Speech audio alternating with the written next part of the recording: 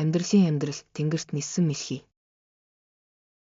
Аава, та хизээ нэгэн цагт жижиг гар хөлтэй өөртөл мэлхийн агуулдаа үзэж байсан уу?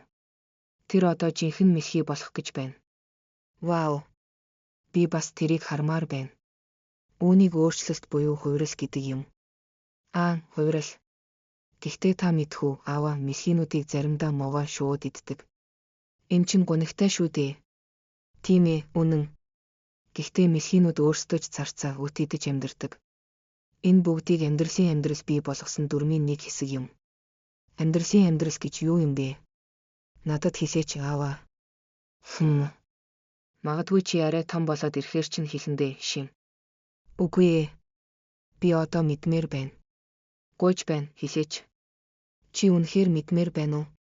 Тийм ээ. Маш их мэдмээр байна. За тэгвэл анхааралтай сонс. Ингээд аав нь түүх ярьж эхэллээ. Энэ бол түүний өвөө нь урд нь ярьж өгсөн. Тэнгэрт ниссэн мэлхийний тухай үлгэр байлаа. Би тэнд байна, Сатаймд гэгч газар. Олон амьтад зэрэгцэн амьдардаг хөдөөний нам гүн нутагт. Бүрэнхий сарны шөнө будааг тариад дууссаны дараа. Мэлхийнүүд их дуугаар дуулж эхэлжээ. Гако, гако.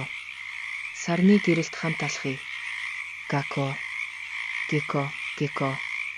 Чиний инээмсэглэл надад их таалагддаг. Геко. Керо, керо. Надтай гэрлээч, керо.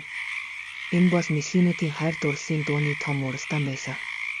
Энэ дуу хэдий болтол үргэлжлэх бол зам өнгөрч намар ирлээ. Жижигхэн агуулдаа байсан Пьонта одоо хүчтэй мэлхий болжээ. Тэр өдөр бүр хоолоо олж идэх ажилтай байв. Өнөөдөр тэр царцаад саргас. Бас бүр аалц хүртэл барьжээ. Гэтэл нэг өдөр асар том мовой түүн рүү шивтэж байлаа. Пьонта айсандаа хөдөлж чадахгүй болов. Энэ бол үнэхээр аюултай мөч байв. Үгүй ээ. Энэ бол төгсгөл. Намайг идэх нь байна. Тэр нүдээ анаад могоо дайрахыг хүлээлээ. Гэтэл гинэт. Далавч. Хүчтэй салхи хүлээж Пьонтаг өвсөн дунд хаялаа. Тэр аажуухан дээш харлаа. Тэгтэл тэнд байсан нь асар том шувуу могоог саруугаараа зууж хол нисэж байв. Вау! Пьонта цочирдсан дуугаар орилов. Тэр хэсэг хугацаанд босож чадаагүй. Намар улам сэрүүсч. Удалгүй өвлийн салхи хүлээж эхэллээ. Хөөе, Пьонта. Одоо өвөлд бэлдэх цаг боллоо. Өвөлд бэлдэх үү? Тэр чинь юу гэсэн үг вэ, аава? Бид хөрсөн доор унтаж хавар эргэж ирэхийг хүлээнэ. Үүнийг өвлийн нойр буюу гибернац гэдэг юм. Пьонтагийн хувьд энэ бол түүний анхны өвлийн унталт байлаа. Аава, би нэг зүйл асуух гэсэн юм. Юу вэ, Пьонта? Асуултаа.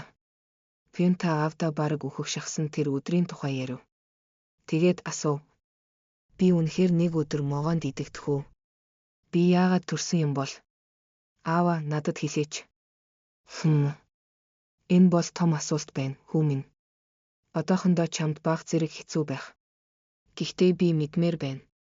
Одоо хэлээч, аава. За тэгвэл сайн анхаарад сонс. Аав юу хэлэх бол? Энэ бол дараагийн удаагийн нууц шүү, битгий мартаарай. За бүгдээрээ та бүхэнд хүн болж амьдрал өгөгдсөн. Хүмүүсийг мэлхий шиг иддэггүй. Тэгэхээр бид яах гэж төрсөн юм бол? Сэтгэгдэл хэсэгт бодлоо хуваалцаарай.